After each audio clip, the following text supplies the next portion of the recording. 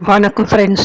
மங்களாவின் கணவன் லட்சுமி அவர்கள் எழுதிய மங்களாவின் கணவன் அத்தியாயம் 14. வேலைக்கு விரைந்து கொண்டிருந்தவர்களுக்கு தொல்லை கொடுக்க வேண்டி பிடிவாதமாக கொட்டிய அந்த மழை போன இடம் தெரியாது மறைந்துவிடவே சுல்லென்று வெயில் காயத் தொடங்கியது. மழை நீரில் சாய்ந்து குளித்து கொண்டிருந்த அந்த தோட்டத்து செடிகள் எல்லாம் நிமிர்ந்து மெல்லிய காற்றிலே தங்கள் பசுந்தழைகளை அசைத்து கொண்டிருந்தன. பகல் உணவு நேரத்தின் போது ஆஃபீஸ் அறையிலேயே தங்கிவிட்ட மங்களா சாப்பிட்ட பின் கையை கழுவ பின்பக்கம் சென்றாள். நடையை ஒட்டியிருந்த பெரிய ஜன்னல் வழியே எட்டி பார்த்தாள். புதிய மேனேஜர் காசிநாத் புல்தரை நடுவே நெளிந்த பாதைக்குள் புகுந்து கார்கள் நிறுத்தப்பட்டிருந்த பகுதிக்கு விரைவதை கவனித்தாள். நிதானமும் கம்பீரமுமாக நடந்த அவன் ஓரத்தில் நிறுத்தி வைக்கப்பட்டிருந்த ஃபியட்டின் கதவை திறந்து உள்ளே ஏறிக்கொண்டான்.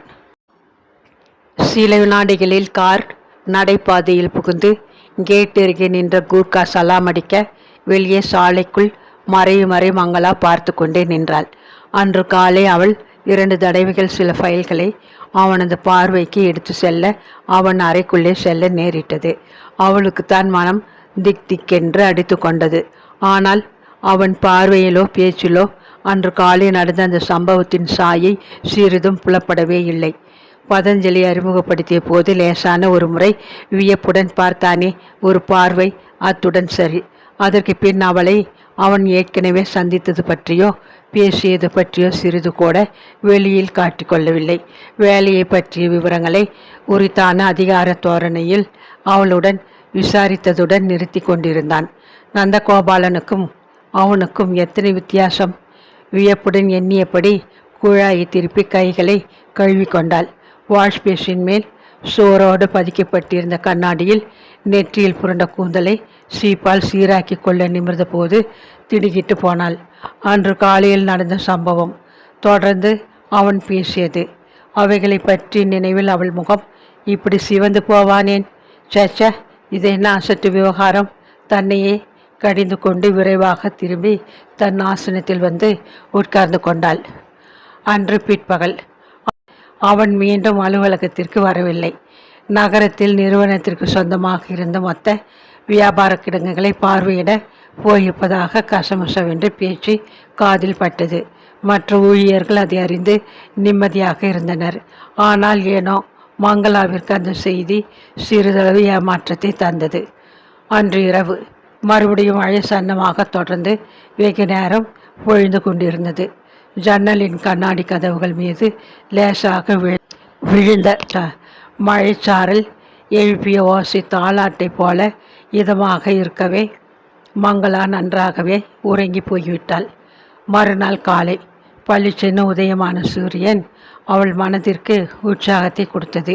வீட்டிலே நிலவி கொண்டிருந்த இருக்கு உணர்வை பாராட்டாது அவள் சற்று முன்னதாகவே வேலைக்கு புறப்பட்டு விட்டிருந்தாள்.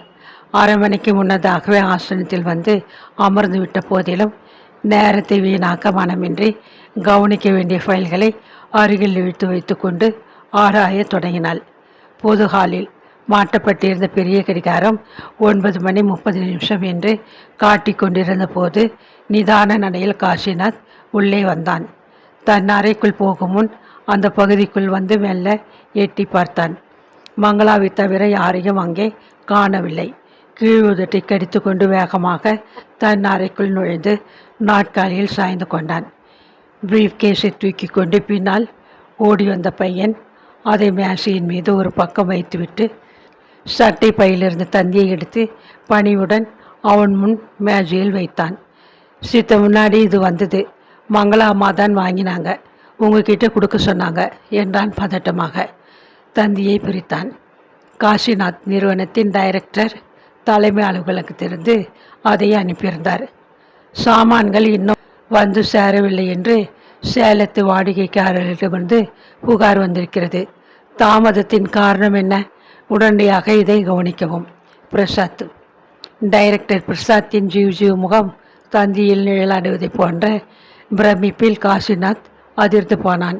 வேலையை மேற்கொண்டு 24 மணி ஆவதற்குள் பிரச்சனை ஆரம்பமாகி விட்டிருக்கிறதே. அவனுள் மலைப்பு. தொலைபேசி எடுத்து ஆபரேட்டரை அழைத்தான். ஹலோ ஹலோ, அவன் கத்தியதான் மிச்சம். மறுமுனையில் பெரும் நிசப்தம். மேஜைக்கு அருகே ஓரமாக நின்ற பையனுக்கு சங்கடமாக இருந்தது. புது ஐயாவுக்கு இந்த ஆஃபீஸின் விவகாரம் ஒன்றுமே தெரியவில்லை என்ற தவிப்பு. ஷீலா அம்மா இன்னும் வரலைங்க. தலையை சொரிந்து கொண்டான் பையன். உருவங்களை சுருக்கியபடி காசிநாத் இன்டர்காமில் பதஞ்சலியை அழைக்க முன்றான். நொய் நொய் என்ற சப்தத்தை தவிர அங்கிருந்தும் பதில் வரவில்லை. பையனது தவிப்பு அதிகரித்தது. மறுபடியும் தலையை சொரிந்து கொண்டான். அவர் வர்றதுக்கு 10 மணிக்கு மேலாகும். மெல்லிய குரலில் முணுமுணுத்தான். மறுபடியும் அவன் இன்டர்காமை கையில் எடுக்கும் முன் பையன் முந்திக் கொண்டான். உதவி மேனேஜர் ஐயா கூட இப்போ இருக்க மாட்டார். 11 மணிக்கு மேலே தான் வர்ற வழக்கம். தாடைகள் இருக்க சில வினாடிகள் மேஜை மீது கிடந்த அந்த தந்தியை கோபத்துடன் உறுத்து பார்த்தான் காசிநாத்.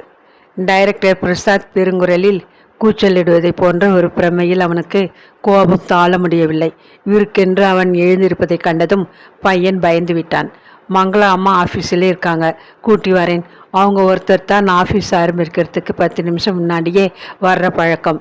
பதில் எதிர்பாராது வெளியே பறந்தான். அலுவலகத்திற்கு இன்னமும் யாரும் வரவில்லை.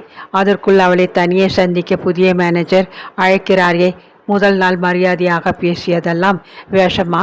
இவரும் நந்தகோபால் போல அச்சமும் சந்தேகமுமாக மங்களா பரபரப்புடன் எழுந்து அவன் அறைக்குள்ளே வந்தாள். காசிநாத் சிறிது கோபத்துடன் அந்த தந்தியை எடுத்து அவளிடம் கொடுத்தான். இதை பற்றி உங்களுக்கு ஏதாவது தெரியுமா? வறட்சியாக முறவளித்தான். மங்களா தந்தியை தனக்குள்ளே படித்து கொண்டாள். பேசும் முன் அவள் நெஞ்சு படப்படுத்தது. தெரியும் சார், ஆனால் புக்கிங் அண்ட் ஃபார்வேர்டிங் என்னுடைய வேலை இல்லை. ஆனாலும் இதில் நான் உதவி செய்திருக்கிறேன். விளக்கமாக சொல்ல முடியுமா? தாடியை தடவிக்கொண்டே நாட்காலியில் சாய்ந்தபடி அவளை தீர்க்கமாக பார்த்தான். சேலத்து வாடிக்கைக்காரர்கள் நம்முடன் நீண்ட கால தொடர்பு கொண்டவர்கள். அவர்கள் கேட்ட சாமான்களை லாரி மூலம் அனுப்பியாகிவிட்டது. ஆனால் பில்லில் ஏதோ தகராறு. அதனால் செக் போஸ்டில் நிறுத்திவிட்டாங்க. இதை நான் கவனிக்கணும்னு உதவி மேனேஜர் உத்தரவிட்டிருந்தார். பில் அனுப்பின தேதி, விற்பனை வரி விவரம் எல்லாவற்றிற்கும் ஒரு குறிப்பு எடுத்து எங்கள் பகுதி தலைவர் மிஸ்டர் பதஞ்சலியிடம் கொடுத்து விட்டேன். மேற்கொண்டு அவர் என்ன செய்தாரோ எனக்கு தெரியாது சார். படபடவென்று பேசி முடித்தாள். தேங்க்யூ மிஸ் மங்களா, நீங்கள் போகலாம். காசிநாத் அவள் முகத்தை பார்க்காமலே உத்தரவிட்டான். உள்ளங்கைகளில் பொடிந்த வியர்வையை உடைய தலைப்பில் துடைத்து கொண்டு படப்படுத்த நெஞ்சோடு மங்களா வெளியே வந்தாள். குதப்பி கொண்டிருந்த வெற்றிலை தோட்டத்து ஒரு மூலையில் தூப்பிவிட்டு அங்கிருந்த குழாயில் வாயை குப்பளித்துவிட்டு நிம்மதியாக மெல்ல நடந்து தமது அறையை நோக்கி சென்ற பதஞ்சலி அவளை பார்த்துவிட்டு சிரிப்பொன்றை முதிர்த்தார். கைப்பையை தரையில் ஓரமாக வைத்துவிட்டு வழியில் கடையில் வாங்கிய தினசரி பத்திரிகையை சுட சுட படிக்க மேஜை மீது போட்டுவிட்டு திரும்பியவர் திடுக்கிட்டு போனார். கொஞ்சம் என் அறைக்கு வர முடியுமா? மேனேஜர் காசிநாத் அவரை நேராகவே அழைக்க அங்கு வந்து விட்டிருந்தான். பலிபீடத்திற்கு இழுத்து செல்லப்படும் ஆடு போல பதஞ்சலி அவன் பின்னால் போவதை காண மங்களாவுக்கு ஒரே சிரிப்பு. சிரமப்பட்டு அடக்கி கொண்டு ஃபைல்களை புரட்டினாள். தன் அறைக்குள்ளே நுழைந்த நந்தகோபால் சுழல் நாட்காலியில் சாயும் முன் ஆஃபீஸ் பையன் அழையாதபடி அங்கு ஆஜராகிவிட்டான். மேனேஜர் ஐயா உங்களை உடனே அறைக்கு வர சொன்னார் என்றான். வழக்கத்திற்கு மாறாக அரை மணி முன்னதாகவே அவன் வந்திருந்தும் பாவி மேனேஜர் காசிநாத் அவளை முந்தி கொண்டு விட்டிருக்கிறானே, எதுக்கு கூப்பிடுகிறான்? எரிச்சலுடன் எழுந்து சென்றான். பதஞ்சலி முன்னால் தூக்கி போட்ட அதே தந்தியை இப்பொழுது நந்தகோபாலிடம் கொடுத்துவிட்டு தன் நாட்காலியில் அமர்ந்தபடி இருவரையும் ஊன்றி பார்த்தான் காசிநாத். பதஞ்சலி திருவென்று விழித்து கொண்டிருந்தார். நந்தகோபால் சற்றென்று அசந்து விடவில்லை. இதை பற்றி ஏற்கனவே மிஸ் மங்களாவிடம் சொல்லியிருந்தேனே. சந்தோஷம். தொடர்ந்து நீங்கள் என்ன நடவடிக்கை எடுத்துக்கொண்டீங்க? மிஸ் மங்களாவைத்தான் கேட்கணும். எரிச்சலை அடக்கி கொண்டு பதிலளித்தான் நந்தகோபால். தன்னை உட்கார சொல்லாது பதஞ்சலிக்கு எதிரே நிற்க வைத்தே பேசுகிறானே இந்த மேனேஜர் என்று உள்ளூர் ஆத்திரத்தில் கொதித்து கொண்டிருந்தான். நான் அவங்களை கேட்டாச்சு மிஸ்டர் பதஞ்சலி. இந்த விவகாரத்தை பற்றின குறிப்பு ஃபைலில் உங்கள் மேஜையில் தான் இருக்கிறதாம். போய் எடுத்து வருகிறீர்களா? பதஞ்சலி பயத்தில் ஆடி போய்விட்டார். புது மேனேஜர் வந்து ஒரு நாள் கூட ஆகலை. அதற்குள் குட்டியை குழப்புகிறானே பாவி! தமக்குள்ளே புலம்பியபடி அதை தேடி எடுக்க ஓடினார். அவர் கொண்டு வந்து பணியுடன் எதிரே வைத்த ஃபைலை காசிநாத் திறந்து முதல் பக்கத்தை புரட்டினான். குண்டு குண்டான எழுத்திலே மங்களா எழுதின அந்த விவரமான குறிப்பு பளிச்சென்று மேலேயே இருப்பதைக் கண்டு பதஞ்சலி அசந்து போய்விட்டார். இந்த குறிப்பு எடுத்து எத்தனை நாள் ஆச்சுன்னு தலைப்பிலே கொடுத்திருக்கிற தேதியை பாருங்க, காரமாக மேனேஜர் கேட்டபோது பதஞ்சலி நந்தகோபாலை பரிதாபமாக பார்த்தார். உதவி மேனேஜரிடம் என்கிட்டே பதஞ்சலி சார் இந்த குறிப்பை பற்றி ஒரு வார்த்தை கூட பேசலை, அதனால் நான் எல்லாம் சரியாகிவிட்டது என்று நினைத்து கொண்டிருந்தேன். மிஸ்டர் பதஞ்சலி முக்கியமானதை இப்படி மறந்து போவார்னு நான் நினைக்கலை.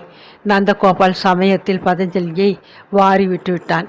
இடி விழுந்தாற்போல் அவர் திகைத்து போனார். ஆனால் காசிநாத் சற்றென்று அதை எடுத்து கொண்டு விடவில்லை. உதவி மேனேஜர் தமது வேலையில் பொறுப்பில்லாது நடந்து கொண்டு விட்டிருக்கிறார் என்பதை சுட்டிக்காட்ட தவறவில்லை. அப்படின்னா நீங்கள் பொறுப்பை ஏற்றுக்கொண்டு அந்த குறிப்பு என்ன ஆயிற்று என்று அதை பற்றி தொடர்ந்து ஏதும் விசாரிக்கவில்லைன்னு தானே அர்த்தம்? நந்தகோபால் வெட்கி போனான். பதஞ்சலி முன்னால் மேனேஜர் ஒரேடியாக இறக்கிவிட்டானே, திமிர் பிடிச்சவன் போலிருக்கு. பொங்கி வந்த கோபத்தை அடக்கி கொண்டு மௌனமானான். கைகளை பின்னால் கட்டி கொண்டு காசிநாத் அறைக்குள்ளே முன்னும் பின்னும் உலாவியபடி பேசினான்.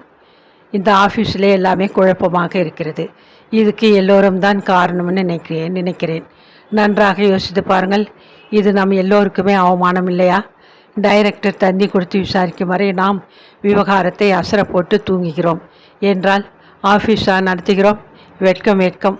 ஒவ்வொருவருக்கும் அவரவருக்கு கொடுத்த வேலையை பொறுப்பாக செய்திருந்தால் இப்படி ஒரு அசம்பாவிதம் ஏற்படுமா?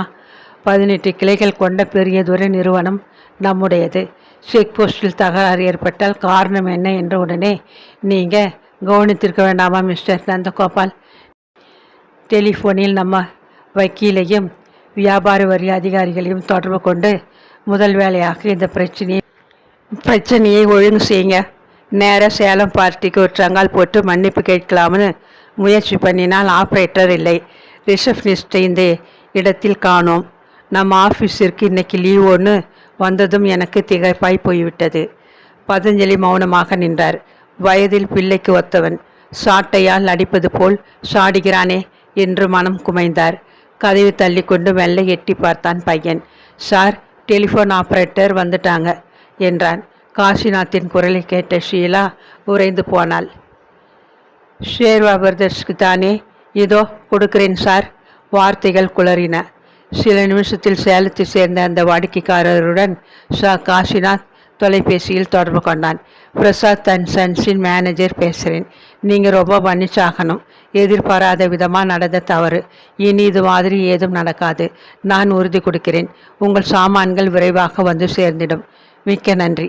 ஃபோனை வைத்துவிட்டு முகத்தை கைக்குட்டையால் துடைத்து கொண்டான். தேநீர் வேலையின் போது எல்லோரையும் பொது ஹாலுக்கு வர சொல்லியிருந்தான். உங்களுக்கு அலுவலகம் தேநீர் குடிக்க அளிக்கும் 15 நிமிஷத்தில் நான் பாதியை எடுத்துக்கொள்ள விரும்பவில்லை. ஒரு சில வார்த்தைகளை சுருக்கமாக சொல்ல மட்டும் ஆசைப்படுகிறேன். நமது அலுவலகம் காலை 9:30 மணிக்கு ஆரம்பிக்கிறது. மாலை 5 மணிக்கு முடிவடைகிறது. காலை மாலை தேநீருக்கு கொடுக்கும் 15 நிமிஷங்களும் மதிய உணவுக்கு கொடுக்கும் 1 மணி நேரமும் உங்களுடையது. ஆனால் மீதி நேரத்தின் ஒவ்வொரு நிமிஷமும் அலுவலகத்தை சேர்ந்தது. நாளை காலை 9:30 மணிக்கு எல்லோரையும் சந்திக்க விரும்புகிறேன். அவ்வளவுதான். தேங்க்யூ. டக் டக் என்று கால் பாதனி ஒலிக்க வீடுக்காக தலையை நிமிர்த்தி கொண்டு அவன் வேகமாக தன் அறைக்குள் மறைந்து விட்டான்.